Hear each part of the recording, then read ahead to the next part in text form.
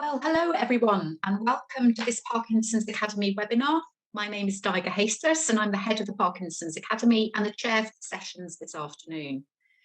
Before we start, I would like to thank our sponsors, Zambon UK Limited, in supporting the learning this afternoon. The session will start with Rochelle Flanagan and Louise Ebenezer discussing all aspects of women's health whilst living with Parkinson's. So, without any further delay, let me hand you over to Rochelle to start this afternoon's session. Rochelle, over to you. Thanks very much, Tyga. So good afternoon, everybody. I'm here to speak about the unmet needs of women with Parkinson's disease. I myself was diagnosed with Parkinson's shortly after the birth of my daughter. I actually picked up the Parkinson's during my pregnancy. I'm actually also a registered dietitian.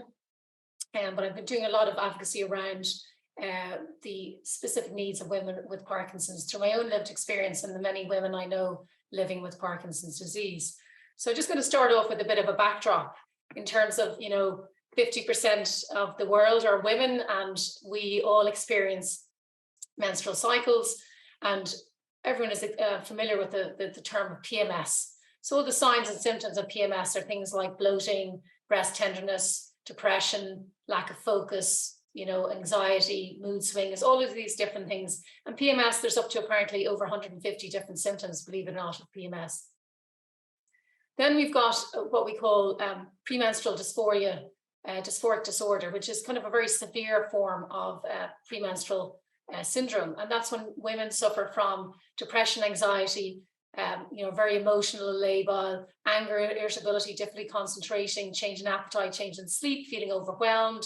But they're very sort of severe symptoms. And what's quite interesting is when you look at these symptoms and you look at the invisible symptoms of Parkinson's disease, they're actually very similar in terms of anxiety, depression, sleep disturbances, bowel issues, skin change, difficult pain, tension, confusion, etc. So what's underlying, these different sort of symptoms in women is potentially the hormones that are fluctuating. So in terms of PMDD, which is the severe form of premenstrual syndrome, you'll see that the hazard zone, as they call it, is really when the estrogen levels drop, and it's prior to the menstrual bleed. And interestingly enough, this is a phenomenon that is experienced by women with Parkinson's as well. So I experienced this phenomenon myself, and I say a number of my lady friends with Parkinson's also experience the same thing. So we put together a survey of women with Parkinson's through the PT Avengers platform. And these are the results. So in terms of women experiencing worsening of the Parkinson's symptoms around the menstrual period, over 70% said that they did notice this happening. In terms of what motor symptoms got worse, you'll see here that mainly was bradykinesia, rigidity, and tremor, followed shortly by dystonia and dyskinesia. In terms of non-motor symptoms, what ones got worse? Well, the top 4 ones included fatigue, insomnia, anxiety, and depression.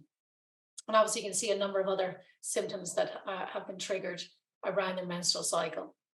And this survey was done of 209 women with Parkinson's, of which 147 were still menstruating. So in terms of those who are menstruating, we asked, when do you notice your Parkinson's symptoms getting worse during your menstrual cycle? And 86% said that they got worse the week before their menstrual bleed. 49% said it got worse during their bleed, and about 9% said it got worse later on in their cycle. We also then looked and asked women with regard to other hormonal fluctuations, such as around the perimenopause. And over 60% said yes, they had noticed that was difficult, their symptoms were more difficult to control around their perimenopause. In terms of postmenopausally, we asked whether your symptoms got better or worse. And 60% said it was about the same, over 20% said it was worse, and just under 20% said it was better. Now, the numbers here were a bit smaller, so we'd need larger numbers to actually get more validation of this.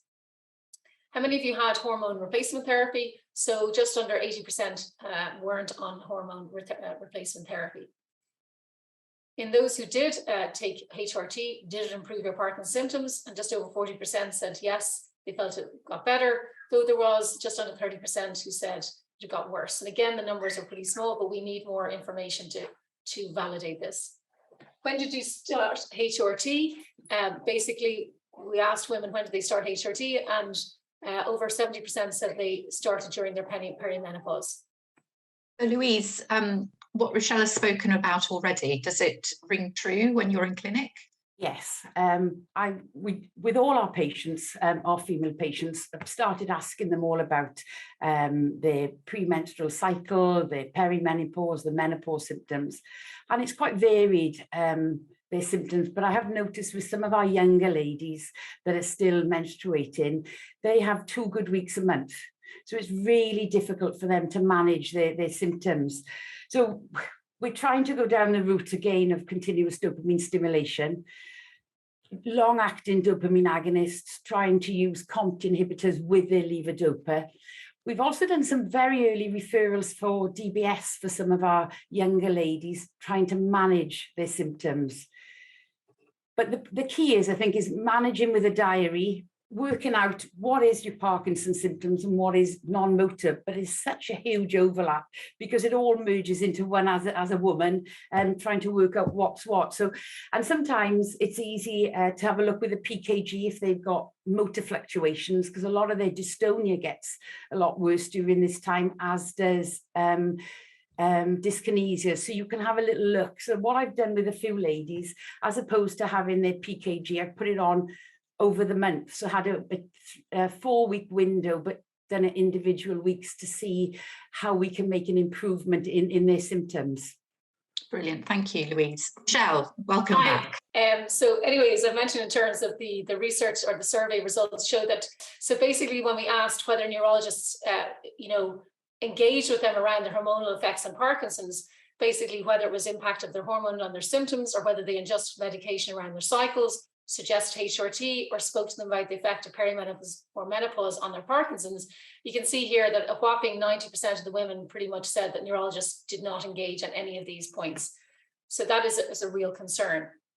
And this is really why we decided that we really needed to write a paper, and it's called The Unmet Needs of Women Living with Parkinson's, the Gaps and Controversies. It was written with 3 neurologists, 3 neurologists and 2 other women with Parkinson's disease. And really it's about the fact that we are not just small men, we have differences. I'm just going to bring you through some of the key interventions that came out of that paper. And it showed that women with Parkinson's have higher levels of osteoporosis versus men. They also have higher levels of osteoporosis versus women without Parkinson's, and a higher fracture risk. And they tend to, there's some research showing that they lose weight more earlier in the disease course.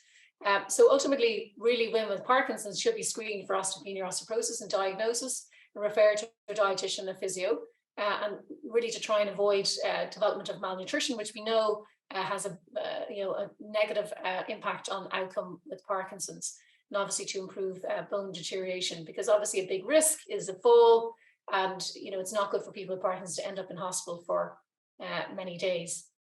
The other thing is the research showed that women with Parkinson's also have a higher incidence of pelvic floor disorders. And that is, again, if you compare to women without Parkinson's. So really, they should be screened for this. And it is an area that women are often kind of a bit shy of talking about, leaking. But it's really important that they do, because actually I myself experience it, and it's quite distressing. And if you're still trying to be active, so it's really important to get referral to a physio to help with that.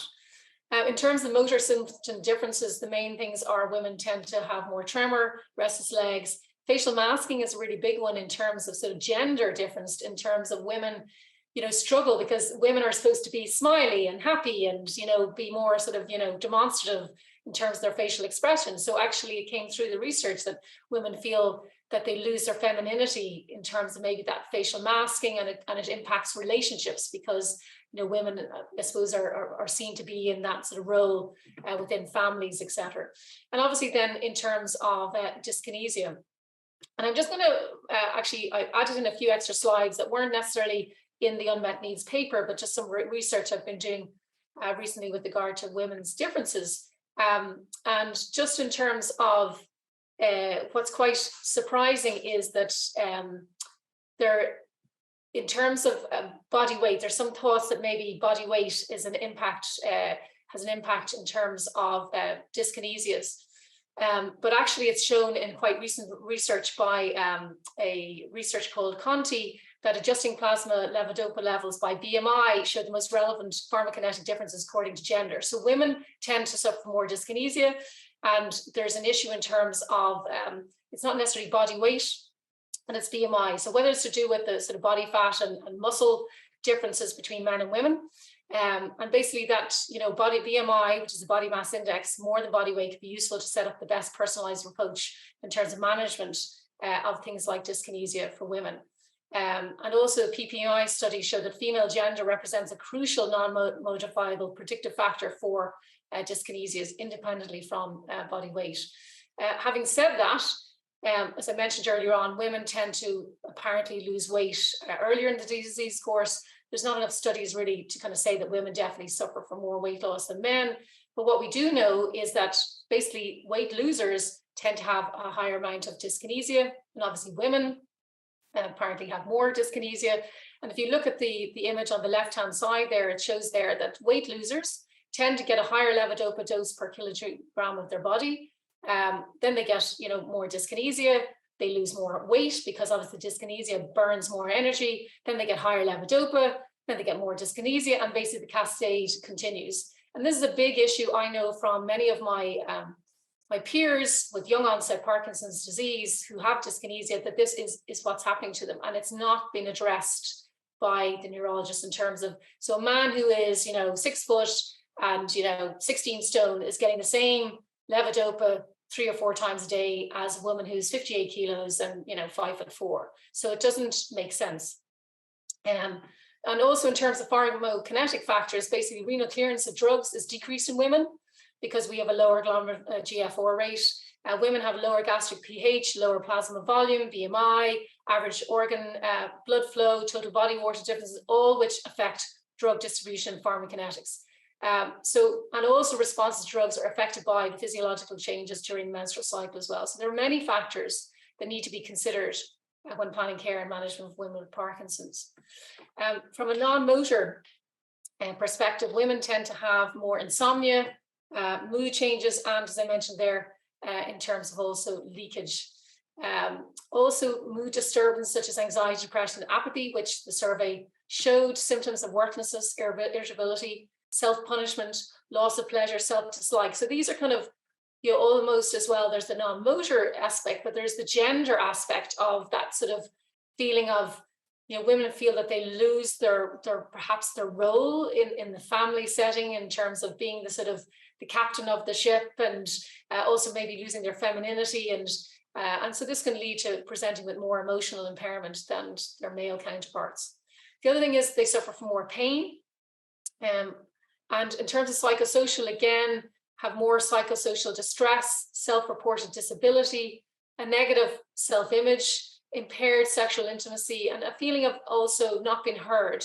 So women, as a result of not being heard, and candidacy, as they call it, I've heard this term of being gaslit by medical professionals in terms of not being heard, being dismissed, it's in your head, it's not, your hormones are not impacting your Parkinson's symptoms. So they start to downplay their symptoms, and this is a big issue for many women with Parkinson's.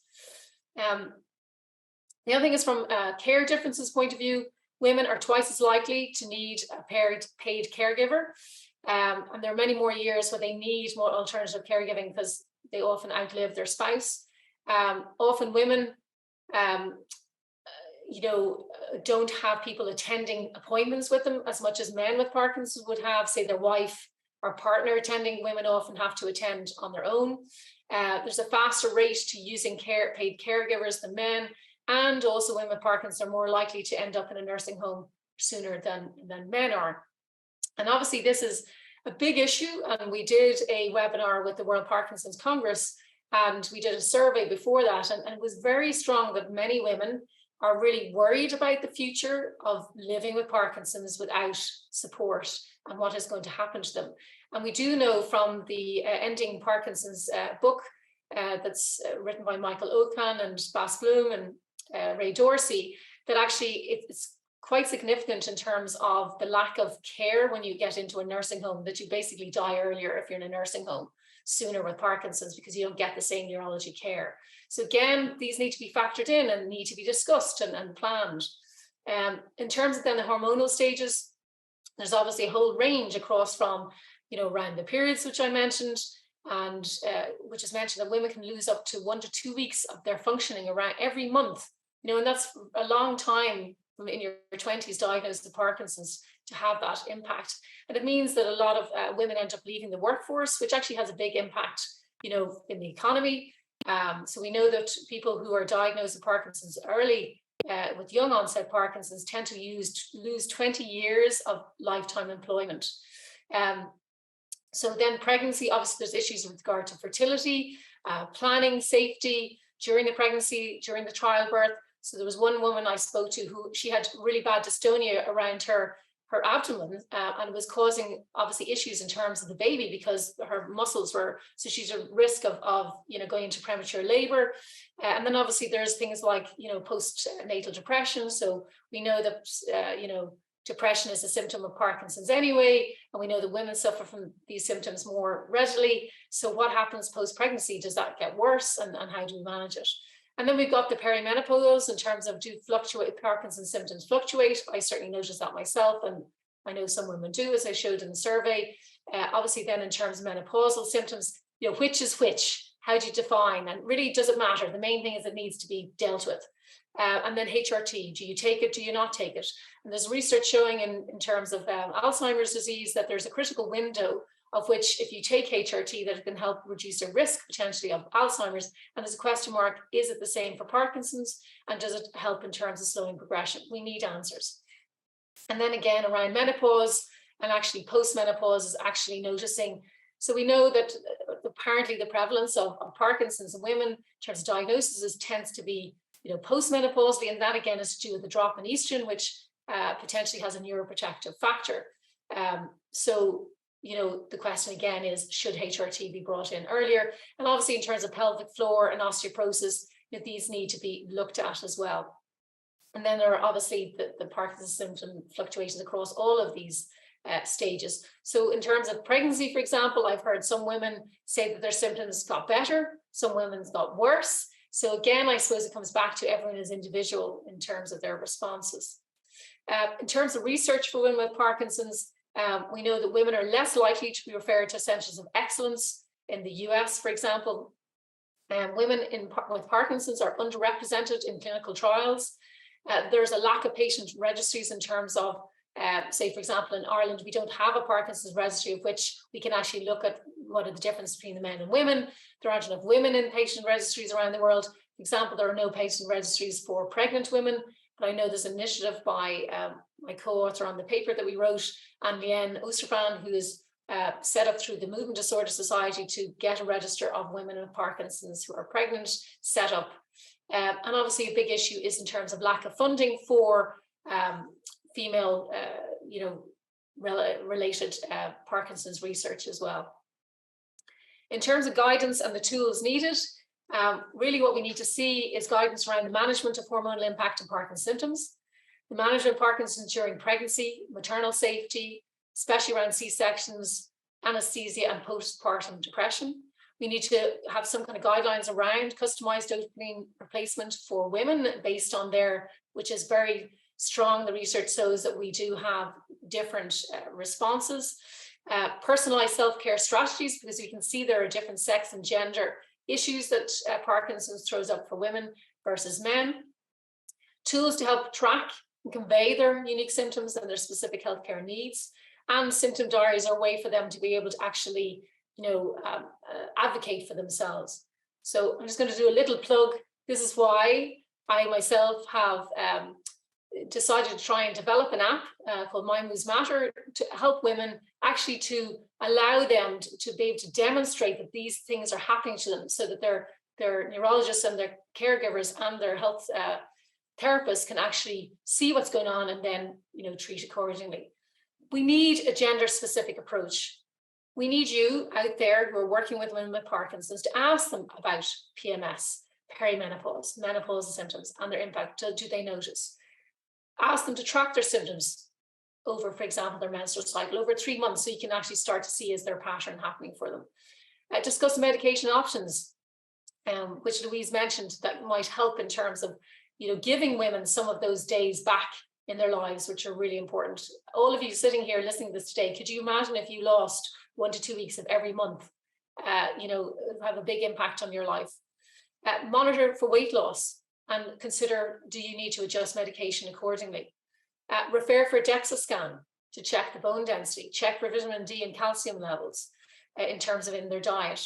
And obviously from a blood point of view, their vitamin D, the calcium levels on the blood don't show anything with regard to osteoporosis, but the vitamin D levels you can check by blood, calcium you can check through their dietary intake. Ask about pelvic floor issues. Recommend stress reducing therapy such as exercise, meditation, CBT, referral to a physio, dietitian, OT, social work, depending on what is coming up in their specific sex and gender related needs, and discuss research opportunities. We really need women to take more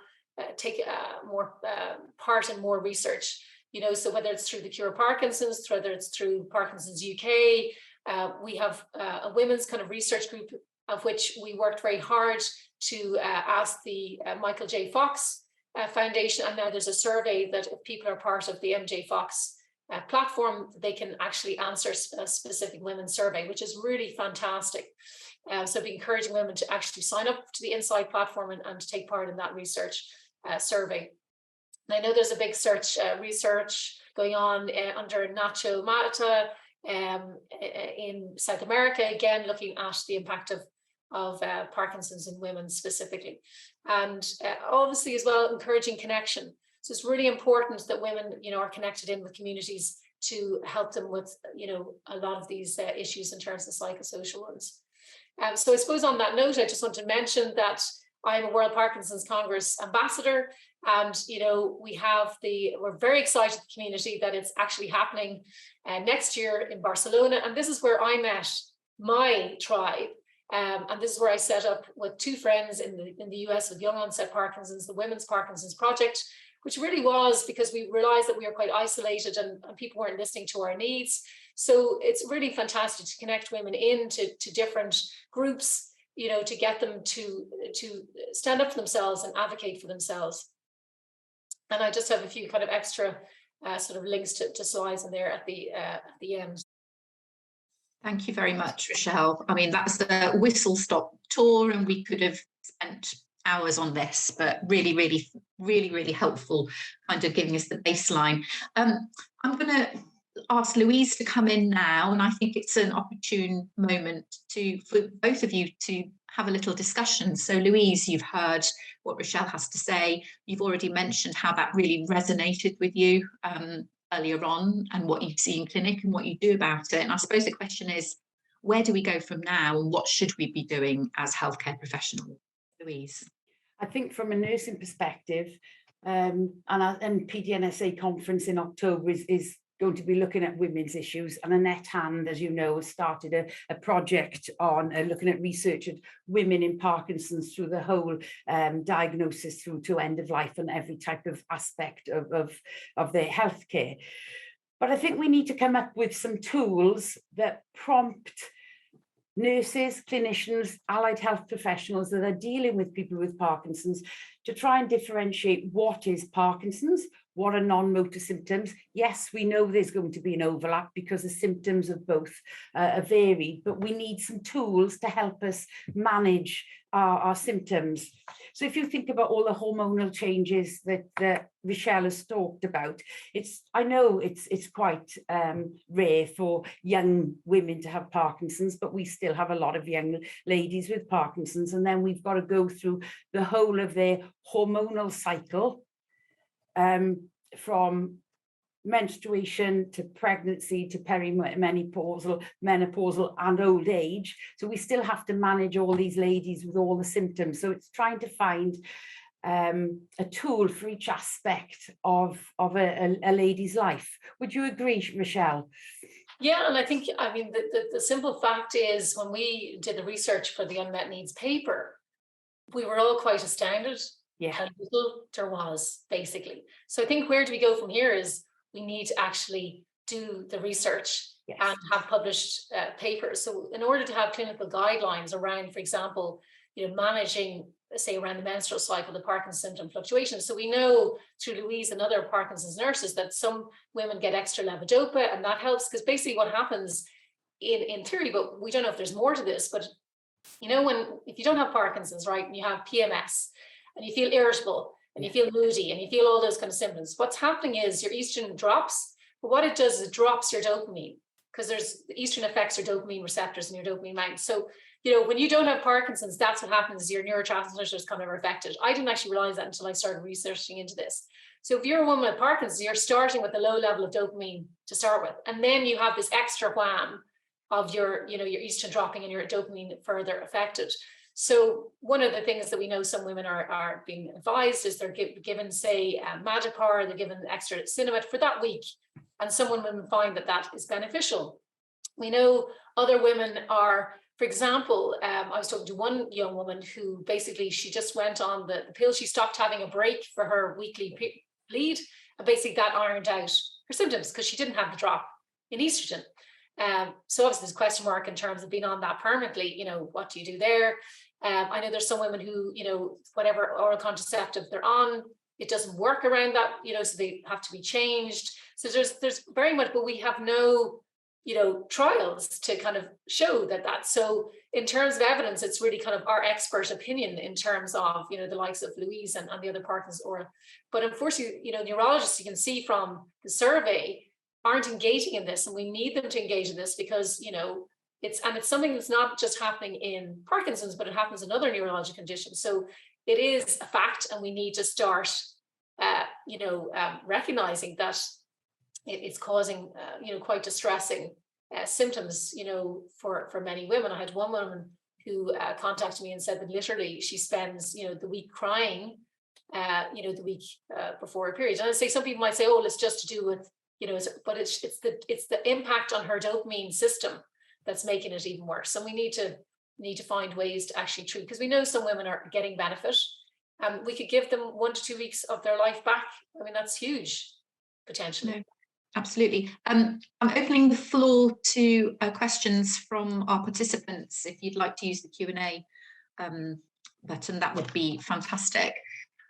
I think we keep coming back to the fact that, your research has shown, Rochelle, that neurologists aren't engaging with this. Louise, it's brilliant that nurses are. However, we know that we need to be influencing the consultants here. I suppose, how do we do that? Where do we start? We've got to make them aware of women's issues in Parkinson's. We've got to actually make sure that they're not afraid to ask those questions, because I think there's a lot of neurologists and geriatricians don't know anything about women's issues, certainly don't know about menopause and pregnancy. Because I remember the first time I came across a lady and we were planning a pregnancy, I emailed an awful lot of prominent neurologists that we work with, and none of them had come across it. So it is raising awareness and maybe having a pathway that they know what to do when somebody is planning a pregnancy or is diagnosed during pregnancy, and how we manage their drugs, because obviously we know there's a danger as well.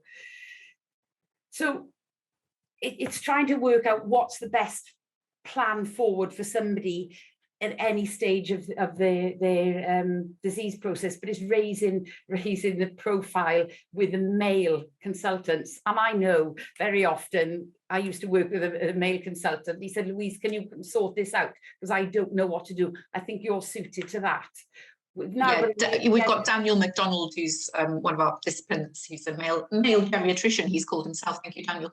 He's basically gone, absolutely, there's a lack of awareness. So I suppose we have to reach for those big guns. And Daniel, thank you very much for being so open about that. That's really, really fantastic. We've got to talk about it, and we've got to, there shouldn't be any taboo subject within the field of Parkinson's. As nurses, there isn't. But I think there are for certain male neurologist clinicians that they're a little bit, because they haven't got the knowledge, they don't want to bring it up. And then a female patient may not be happy with actually asking them the questions either. So if we can have some leaflets that are outside a clinic room, that even if a lady can say, look, this is my problem, even if she can't discuss it, something to prompt them. Yeah. Yeah. Is there something about engaging with our obs and gynae? Most definitely. Because So they don't understand Parkinson's as much, but actually they could come in, Rochelle, when we're talking about pelvic floor and other issues, and work together. And it's not a natural combination. We've never talked about this in all my time in Parkinson's, really, about this kind of joint working with that particular group. So John's working with ladies who are epileptic and diabetes with the neurologists and their obstetricians there. And during pregnancy with my ladies, we refer to the specialist obstetrician that deals with long-term conditions or complex medical needs. And we have a discussion, and we have a birth plan, and we have a plan for anything that could possibly happen during her pregnancy. And I've got a colleague that's a diabetic nurse specialist, and she runs a clinic with their obs and gynae team for their pregnant women. It's far greater in diabetes, but it's less in Parkinson's. But there's still no reason why we can't go to a clinic with a lady. So it's a multidisciplinary team approach for pregnancy. And again, with IVF, we've had to plan a pregnancy through IVF, but she was turned down purely because of Parkinson's and nothing else. So there's a lot of education around all these groups that decide if somebody can have IVF or not, on what is the barrier. It's not Parkinson's isn't the barrier, there was something else, and it certainly wasn't her pills, because we'd reduced and stopped all her medication, but it was the lack of knowledge about Parkinson's that had stopped her being agreed for funding for IVF, which is appalling in this day and age. Yeah. Isn't it? I think the other thing in terms of pregnancy, I've known a number of women who are, either fearful of having a second child because they had such bad symptoms on their first, or they've been told, I had one young onset lady was told, no, you won't be able to cope with having a baby because you've got Parkinson's. She said, sod him, and she went ahead and had the baby, and she was fine. And, I obviously had Parkinson's, whilst before I was pregnant, didn't just appear. The question is that, again, there's a number of women who their Parkinson's has appeared around pregnancy. So it's a bit like things like thyroid disease or celiac disease that sometimes are triggered by these, major hormonal, but we don't know what's going on there. But in terms of, women are put off, told, you can't take medication during your pregnancy. And again, you can take, correct me if I'm wrong, but I know levodopa is safe to take. There are certain things that you can take, but again, that information, so women are sort of fear is put across them. And, for example, Anne Oosterbrand, she has 4 children now, with young onset. Sonia Mather, who's in the States, I think she's 2 daughters. You can have kids and have Parkinson's, so because I think this image of Parkinson's being an older white male's disease with tremor has actually done a lot of disservice to younger people and to women with Parkinson's in terms, and younger men with Parkinson's in terms of their specific needs. So for example, dyskinesia, I often read papers saying, it's not really a big of a problem, dyskinesia. But those papers are looking at older people with dyskinesia, of which probably it's not the biggest problem. But if you're a working mom with kids and you are dyskinetic, it's very hard to function. But that's not been dealt with in terms of the medication. So I saw there in the questions, someone mentioned about a young onset woman who's perimenopausal, her dyskinesia is going off. So the questions I would ask there is, is she losing weight? And so, is that why her dyskinesia is going up? Because her, BMI is affecting her, intake? Is it because her hormones are fluctuating? Is that setting off her dyskinesia? In terms of around her, obviously a different thing would be around her timing of her meds with her food, because, obviously if you take levodopa separate to your meals, that's to help up, absorption of your levodopa. But if you have dyskinesia, that's going to actually make your dyskinesia worse because you're going to get more of it. So it might be that actually, that person needs time nearer to their meals or else have their dosage adjusted. So there's so much more personalization that really needs to be done rather than, my experience sometimes is, you mentioned you have a problem, here, take another Cinnamate, without actually getting underneath the bonnet and saying, well, are there other things that we can do? There's some research recently showing that actually exercise can maybe help dyskinesia. So, and maybe that's because it strengthens the muscle and that helps then in terms of, I don't know, the absorption, but we need more research to answer these questions. And it's not just going to help women, but actually it'll help the whole community, men as well, in terms of are the things that, we know estrogen is neuroprotective. So is there some way that that's going to be beneficial to men somehow through drug treatment? I don't know. But, we need to start being a little bit more detective-like, I think, in our approach to women around their different, because we are a bit more complicated because they're hormones, and we can't just be sort of like, it's like in the clinical trials, like for years, it was only male rats, or, women weren't involved because their hormones are seen to be, difficult, but for 50% of the population, It's an ideal time to have personalised medicine in women in Parkinson's through all their stages. We've also got to look at their bone density, haven't we? So the question about the perimenopausal lady in her 50s, again, we've got to look at bone density going forward for long term for our ladies. That's really interesting, Louise, because Hannah Hine-Thomas, who I think is a physio, has commented around that she was really interested to hear around bone density issues, and really physios are the people to go to here around exercise, again, Michelle, that you mentioned. So, probably underutilized in terms of how they could support women here. So I'm sure Hannah's really been interested in hearing what you have to say. Sue Bridge has asked a question, either Rochelle or Louise, around research. Is there any research, and you'll probably say no, around post-hysterectomy and PD symptoms? Not that I'm aware of. I really haven't seen anything on that. I don't know if you have, Rochelle, have you? Yeah, I've definitely come across some research, but one of the things is women who have a nephrectomy basically have a much higher risk of developing Parkinson's. So it's really important that women who have a nephrectomy, that's their ovaries removed, should be put on HRT. So in terms of a hysterectomy, it's not would be a million miles away to think that it possibly does have some kind of impact in terms. And again, we need to have research this and actually even if it starts with just doing kind of ethically approved surveys to ask women, is this, a bit like the survey I did, which obviously wasn't done as a research survey, but it shows that something is happening, and we need to that's where research questions come from. And that's really what stimulated the paper, and is trying to stimulate research now, is to start answering some of those questions.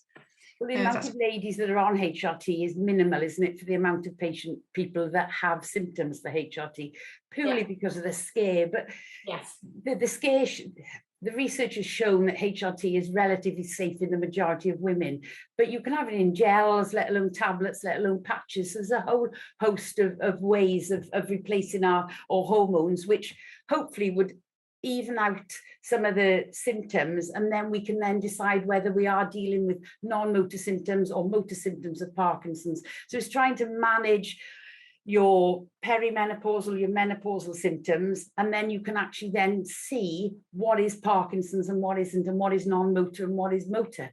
And absolutely. You've so one of our delegates, Pretty Well, has really enjoyed listening to both of you, which I have as well. And she's currently working with a young person with Parkinson's who's 50. She thinks she's perimenopausal. She's struggling with dyskinesia, increasingly needs levodopa due to the increased stiffness. And yes, she hasn't talked about menopause yet, but I think she's been, Pretty's probably going to be doing that. However, she also says the family have been talking about DBS for this lady, and you mentioned that earlier, Louise. So what do you think? A lot of our younger patients have early dyskinesias, and I think an earlier referral for DBS is far better than waiting until you're further advanced in your illness. So there's always scope, as long as she meets the criteria. A lady in her 50s, increasing dyskinesias because of increasing doses of levodopa would be an ideal person for referral for DBS. And then again, we can even out her control. You've got some continuous dopamine stimulation, dyskinesias could reduce, and then you can actually maybe see what the difference is. Is it perimenopausal? She could have HRT alongside DBS, and then we can even out her symptoms. I don't think we should ignore any avenue. It should always be explored. And also, our patients still should be signposted to their GPs to talk about HRT. There's a fabulous charity, UK charity, which is called the menopauscharity.org.uk, which is fabulous. Parkinson's UK have a lovely leaflet on menopause.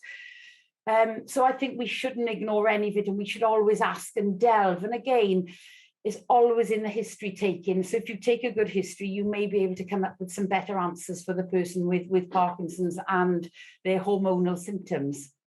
I think it's not just on the back of that. I mean, like DBS, I have several of my friends who are under 50 who've done DBS. Now it's pretty serious open brain surgery, like pretty phenomenal, the outcomes for people, but I'd be questioning there what's going on. I'd be looking at different things, as say in terms of weight loss, her BMI, what other things are impacting, is it her hormones? So before going down, I think you're right, you need to kind of get the DBS referral going, but I think there's probably other avenues that need to be looked at, first, in terms of timing your meds around your meals and all those kind of things as well.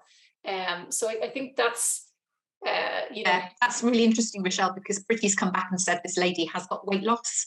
She's got difficulty swallowing as well. So and also she mentioned that she has stiffness, so it might be that they need to consider a different medication like an agonist that might help with the stiffness and reduce down her so I think again, like it just needs, it's more nuanced, and I just think there needs to be more as you say, benefit from apomorphine. There is so many avenues that you can go down with an individual of talking about each aspect of care and medication, and as nurses we do it. So is she only on levodopa? Does she need a COMT inhibitor? Does she need apomorphine? Does she need DBS? So it's a whole consultation with that lady of what's going on, and you always signpost and do bloods for weight loss to see if there is an underlying thyroid problem or another underlying medical condition. So that's part of our role, and we take it for granted really that we automatically do that with weight loss, because we're always looking for weight loss in Parkinson's. It's a red flag for us. And what's interesting is I did a nutrition survey here in Ireland, the Dublin Parkinson's branch, and actually 90% were never weighed by their neurologist or by their GPs. Obviously nurses are different, especially with PDs, special nurses, because they're looking out for it, but many people, say in Ireland, don't have access, and across Europe in the world don't have access to a wonderful Parkinson's disease specialist nurse. So, we need the neurologist and other, even the physios, the OTs to be looking out for those kind of things. Is, have they lost weight? Are they going through their menstrual bleed? What are things that maybe could be different? And, I saw a comment there. I don't know if you said, was it Sue is a physio? Someone said it's difficult to differentiate between pelvic pain, abdo pain, non-motor symptoms. And I think that's the thing in terms of there's never like a questionnaire when you go into a neurologist that, actually looks at, well, have you lost weight or, to define maybe a little bit more. So you're asking, what could we do? Well, if there was kind of, a questionnaire that could define between, well, what kind of bowel symptoms you're having, because it could be SIBO that they have, or it could be H. pylori that they have that's causing problems with their fluctuations. Or maybe I'm sure there's a pelvic sort of physio questionnaire that could define the difference between, is it a pelvic floor issue or is it a constipation issue? So I think that's where it needs a little bit more. We've got fabulous bowel and bladder CNSs within the UK that can explore further and then have more rapid access to urology and gyno-uro services to help the ladies that. Everybody thinks they're symptoms of Parkinson's, and they're not always, are they? It can be just female issue, not just, that sounds dreadful. It can be other female issues. Yeah. I think Louise and Rochelle, we're coming to the end of your session. I know we could go on for a lot longer. Sort of in one sentence, from both of you, what would make the biggest difference in one sentence? Louise? Greater awareness of women's issues through the whole hormonal cycle with Parkinson's. So we need some tools to help them and to help us as clinicians. Excellent. And Rochelle? Yeah, I think we need to develop tools to help women advocate for themselves, to share, the problems they're having, so they can get the right treatment. Brilliant. Louise and Rochelle, thank you so very, very much.